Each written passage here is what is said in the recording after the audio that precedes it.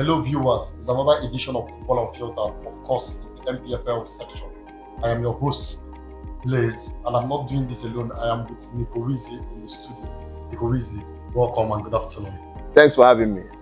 All right, we have seen what has happened in the Npfl during the match week 10. Yeah, and we saw so many dramas, especially the fact that most of the smaller teams won the bigger fish. How was match 10 for you?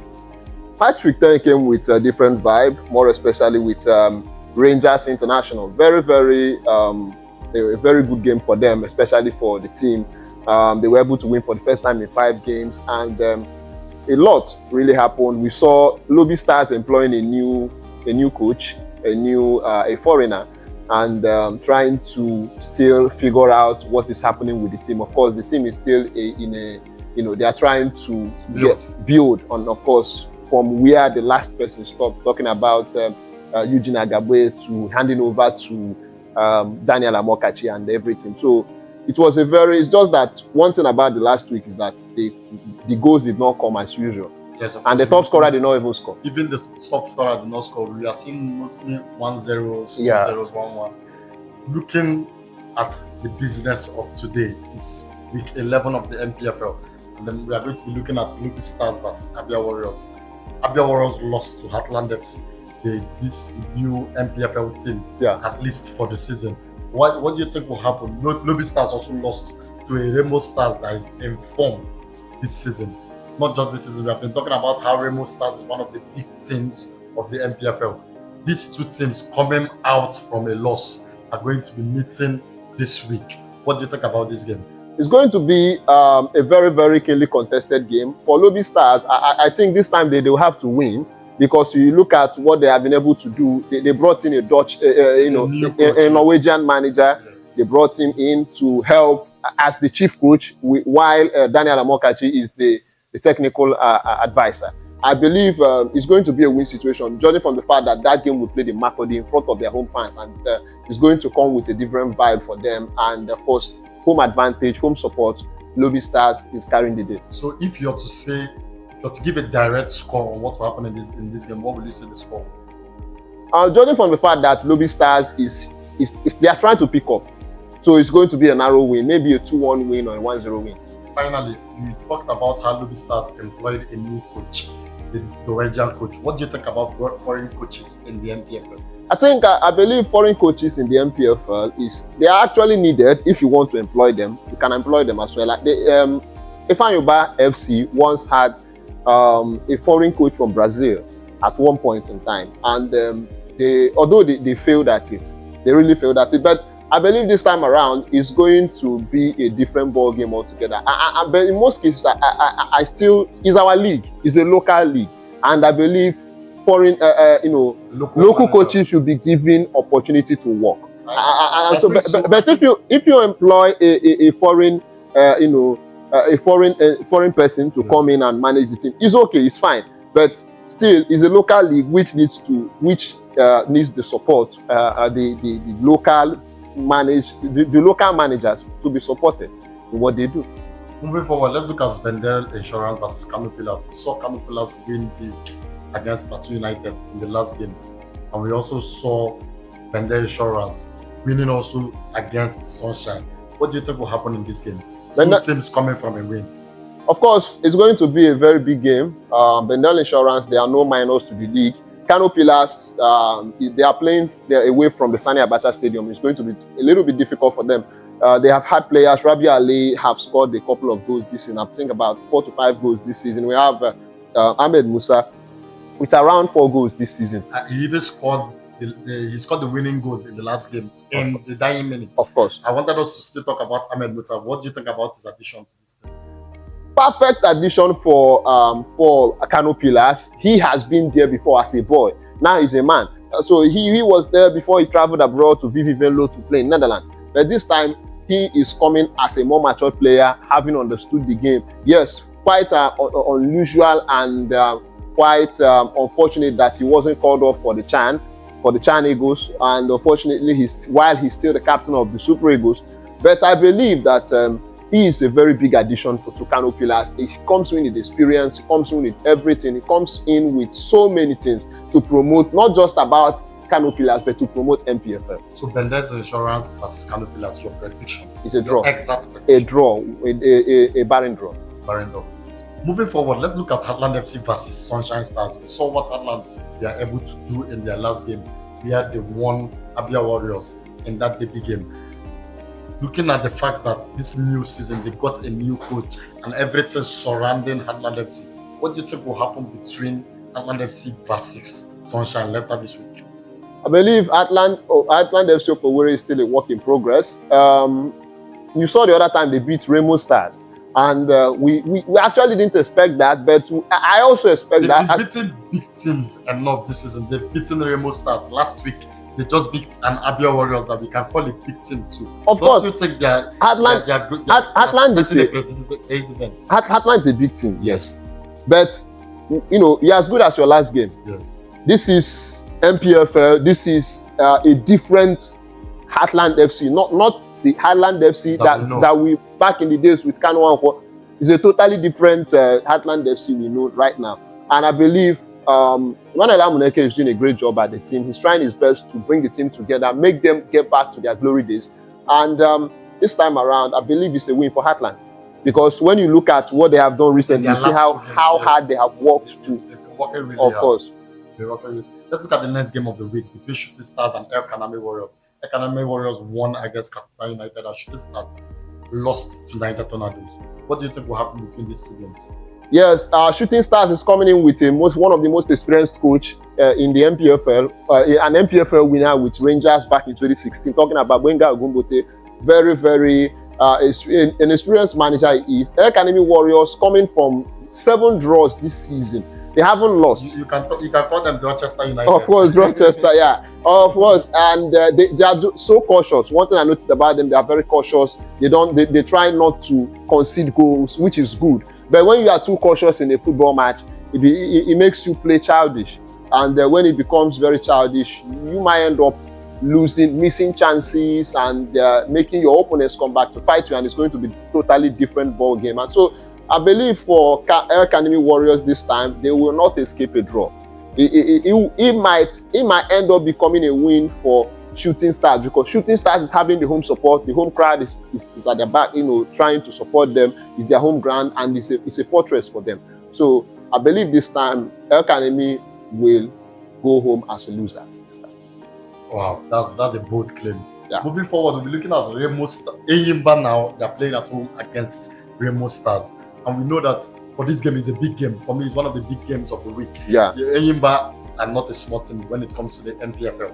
And Remo Stars, on the other hand, they're a team that has been consistent, at least from the last 2 years. Remo Stars have been consistently good in the Npfl. We saw Eyimba draw against Bayelsa United. For me, it's something that I did not expect. I was thinking that it's a game that Eyimba should win comfortably. They drew. Remo Stars won against Lobby Stars. What do you think will happen in this big game of the week? It's going to be a keenly contested game. You look at the two teams, remember that the fact that the two coaches of the two teams have affiliations with the national team. Yes. Talking about the Eyimba coach, Yemi Olarewaju, he was working with the Nigerian youth team in the past before working with Finidi George before he handed over to him and now left. Yes. And now we have Daniel Ogumodede, an assistant coach with the Super Eagles presently, and his effort, making sure that Remo Stars is on top of their game, at least competing, of course, has really brought him to the national team field. And I believe this time around, Eyimba is playing in Aba, a fortress for them, and then the Aba Township Stadium is a fortress. And Remo Stars, one of the biggest teams in the league. This is not Ikene, this is Aba. Yes. So it's going to be a total very tough game for them. And I believe Eyimba will do all it takes to defend their pride in front of their home fans. And so it's going to be a narrow win for Eyimba. Wow, that's interesting. Me, I think it's going to be, even if Eyimba should win, it should be a narrow win. Or is Remo Stars we are talking about? Yeah. Moving forward, let's look at Katsina United versus Ikorodu City. Ikorodu City won big against a Rivers United has not lost this season. Yeah. And Ikorodu City went into this game and won these guys. Katsina United on the other hand lost to an Ekanami Warriors. What do you think will happen in this match? For that very game, we have Katsina United, still a side that is trying to get something. Yeah. And I believe Katsina United this time, they're playing in front of their home fans. Ikorodu City is a struggling team, but still trying to make it big in the MPFL. Do you think they're still struggling since they changed their leadership? I think they have started playing. Yes. For you to win against a Rivers United, I don't think it's still struggling. Consistency means when you play like 10 games straight, continuously winning games.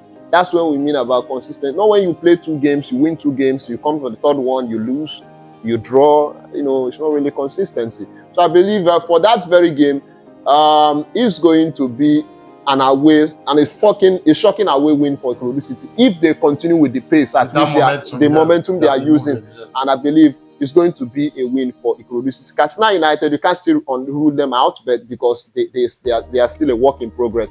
But looking at what they have achieved so far, I don't think they are anywhere near achieved, of course. Because I think I agree with you solely on that. Moving forward, we'll be looking at Niger Tornadoes versus Akwa United.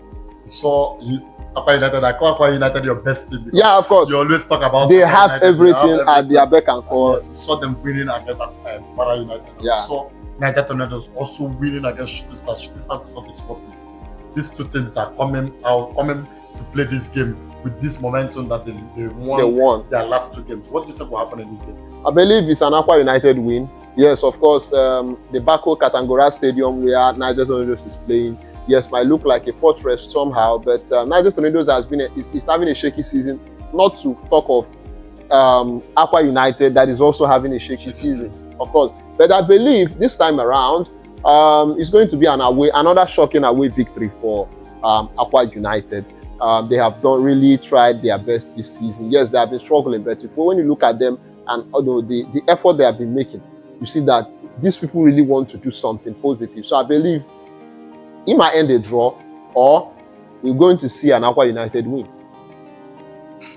Are you saying an Akwa United win because it's your team now, or it's not about being a team? I'm just trying to compliment the club on the effort they have been able to make. Put in place to yes, of course, one of the best teams in the Npfl lately. They have done well. They outside football. Yes, outside football, because with what they are playing, they are still at the bottom of the team. In terms of infrastructure, when it comes to infrastructure, they are okay. Maybe commitment for players, maybe payment of salaries. You can say Akwa United is doing well, but that's not translated for me so far in the team. Yeah. But let's see how this game will go. Moving forward, let's look at Rivers United versus Bayelsa United. We saw Rivers United lose their first game of the season in their last game, and we saw Bayelsa United draw to a team like Eyimba. You know what it is to draw to a team like Eyimba. These 2 teams are going to be beating each other. What do you think? Do you think Rivers United will continue in this losing streak, or do you think they will go ahead to claim their spot at the top of the league now? Do you think they will go ahead to increase their points, being top of the league? Of course, it's a South-South derby.